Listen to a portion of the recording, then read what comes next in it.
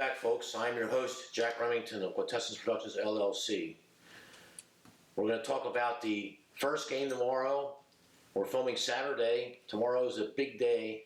It is the AFC Championship Title Game between the number 6 seed visiting, marauding, rock-pounding Tennessee Titans on the road at number 2 seed, the Kansas City Chiefs with Patrick Mahomes, the great pitch and catch team of the AFC, arguably the best pitch and catch team in the NFL this year.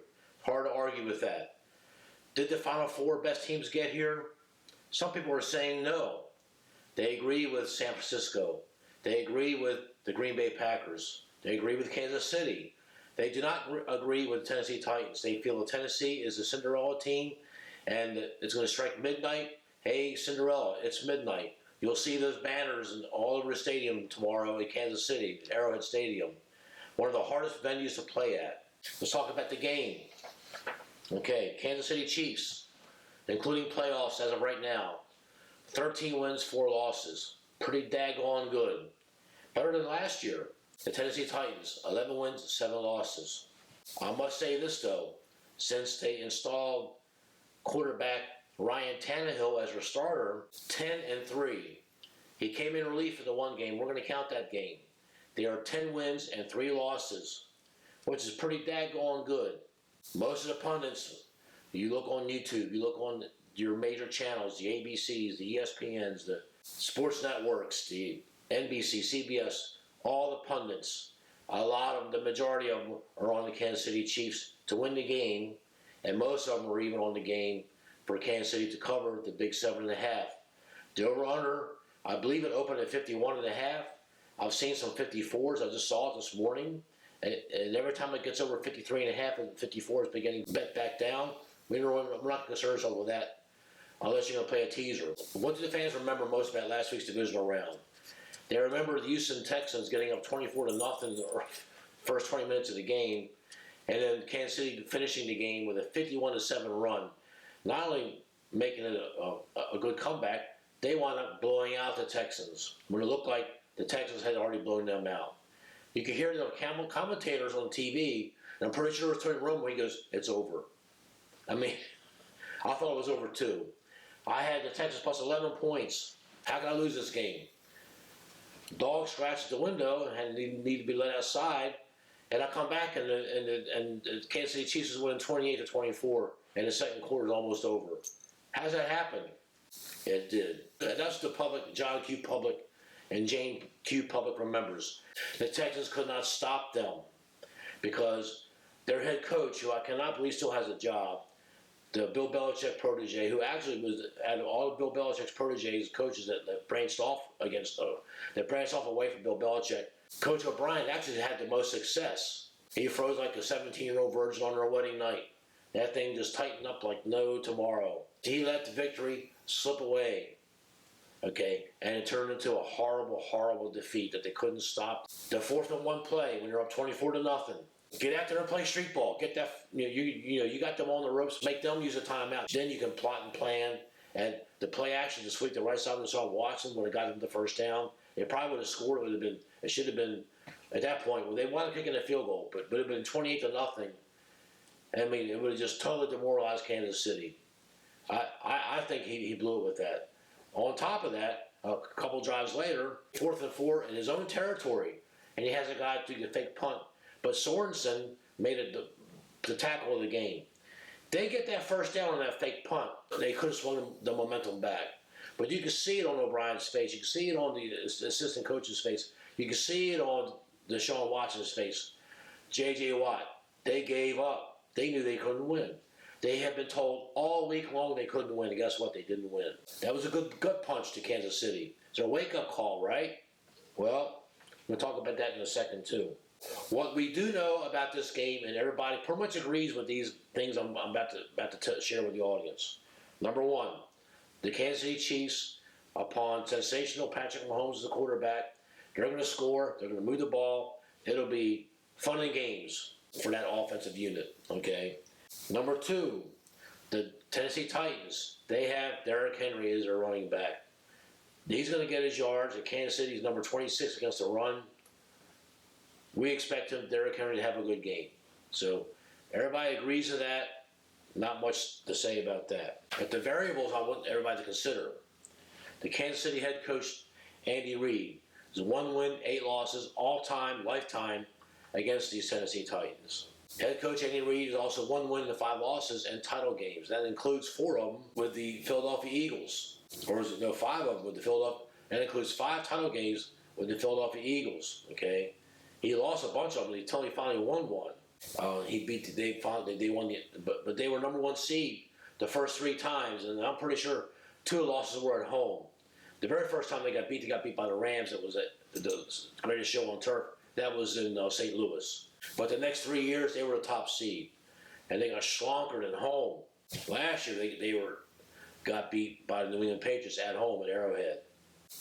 More variables. What we do know was the Titans beat Kansas City 35-33 in Week 10 regular season, a back and forth game. The Titans blocked 2 field goals that game against the Chiefs. That's pretty amazing.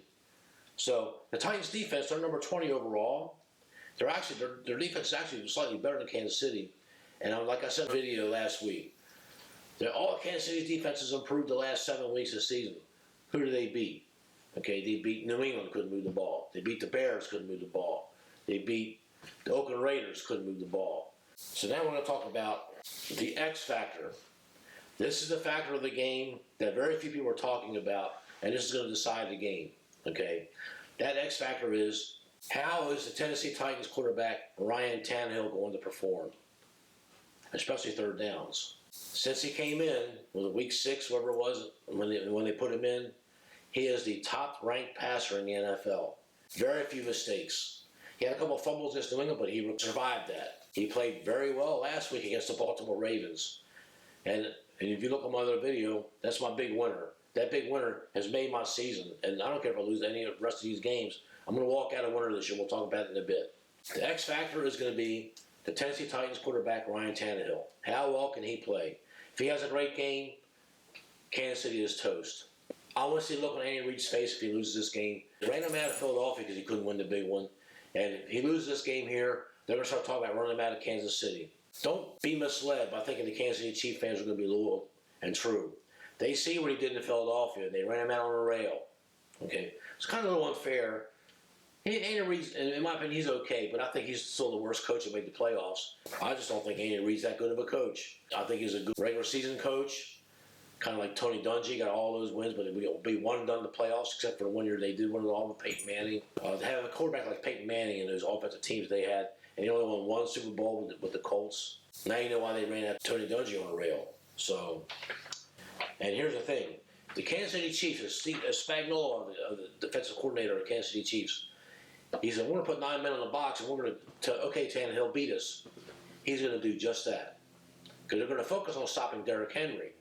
Okay, if they can stop him. Another X factor variable that you need to consider. Look at the games Tennessee's won. They got out to a lead.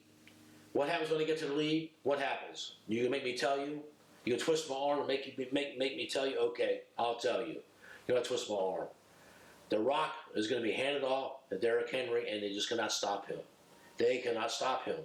He is going to run over them. He is going to run over every team that gets in the way. If it's 10-0, 13-0, 14-0, 16-0, 19-0, 21-0, God forbid, the Chiefs are toast. My pick, I'm taking the Tennessee Titans plus a 7.5. I'm taking 2 units and putting it on the Titans on the money line. I'm going to gas it up. I'm playing with house money.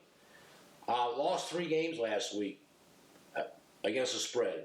I was 2-2 straight up. I had Green Bay straight up by winning by a field goal, and I was looking for a tip of the dragon's tail with the Seattle with the 4. And I remember making a video saying, I already made my plays. I'm not going to play anymore because I got the big one from the Tennessee game. I'm stopping. I'm using these points to play this game, the points to play for unit. Each unit is 1,000 points. My maximum play is 5,000. I had it set up that way on the account. I can never go no more than 5,000 on one play. And I blew it with the Saints game a couple weeks ago, so I had to relearn that lesson. I'm walking out a winner. And people say, oh, you were 1-3 against the spread. But that 1 win was a good one. That 1 win was The Tennessee Titans on the money line, I put 3 units on it. The take back after my initial investment, the take back was $14,550. That was a pretty good hit. I haven't done it in a couple of years. Man, I haven't done that in probably 3 years. That was a good hit. I just knew they were going to beat the Ravens, and I said it on the video, and I put it on pregame.com and my Facebook. I did everything right, and people saw me, and they ridiculed me. Oh, you're crazy. The Ravens are going to destroy them. Blah blah blah. You lost your money, you fool. I'm going to walk out a winner this football season because I'm using what's units left. Because I was stuck until I had that hit here. I'm making it work. I'm taking the Tennessee Titans. I'm taking Ryan Tannehill, who's going to have the game of his life. This is his chance to shine. He got out of the toxic environment in Miami. Even Bill Belichick said, I thought Ryan Tannehill played well when he was with Miami. I mean, that spoke volumes. That Bill Belichick post-game conference when they got beat by Tennessee, that gave me a lot of confidence in the Titans. I thought they're going to do it. And they're a number 6 seed on the road. Reminds me of the Pittsburgh Steelers and the New York Giants. They were a 6 seed when they beat the Patriots all those years, 2008 in the Super Bowl. They beat Green Bay in the title game, and then they beat Green Bay a couple years later. Aaron Rodgers had a win in Lambeau, and Eli Manning had 2 wins. I remember that. My memory's long with certain football things. But I'm taking the Tennessee Titans. I'm looking for Derrick Henry to run that rock. The question is going to be, okay, you keep saying that Tennessee gets a lead. What if they fall behind? As long as Mike Vrabel doesn't panic like O'Brien did with a lead, he'll be okay. He's also from the Bill Belichick coaching tree. I like to think that Vrabel will pick up a couple things and learn something from watching Bill O'Brien melt down like a snowflake with that big lead, and he just panicked. Kansas City has no answer for Derrick Henry. Oh, they're going to stack 9 men, possibly 10 men in the box. And what's Ryan Tannehill going to do? He's got some speedy receivers he's going to throw the ball to. And don't have to be big bombs either. And he can throw intermediate pass routes and get the first down. Start handing Derrick Henry the rock again. What's going to happen? And they're going to score. And when they get down there, they're not going to go for one. If they're stuck, if Kansas City's beating them 14-0, and they score, they're going to go for it. They're going to go for 2. And 8 and 8 is 24. And 7 is 21, and Kansas City still get a big lead on them. But that 8 and 8, that's going to force Kansas City's game. Kansas City missed an extra point last week. Their special teams, they had a block punt, missed extra point. It's just their special teams is not that good. They can't stop Derrick Henry. I'm taking the Tennessee Titans as house money. And if I can win this game, I don't really have to do much with the second game. But we'll talk about the second game. And to me, the second game is actually harder to pick than this one. These are the 2 games to pick. Thank you. Enjoy the games. And leave this video up because I'm riding the Tennessee Titans train. Yes, 14-2 teams do get beat. Talk to the San Diego Chargers when they got beat by Brady back in 2005, 2006. Marty Schottenheimer took them to 14-2, and they were top ranks. It's going to happen in the future again too. You got to know when to pick your spot. The Tennessee Titans are going to run right down. They're going to destroy the Kansas City Chiefs. Send Andy Reid home on the couch where he belongs. I'm taking Tennessee Titans. Enjoy the game. Thank you. Good luck.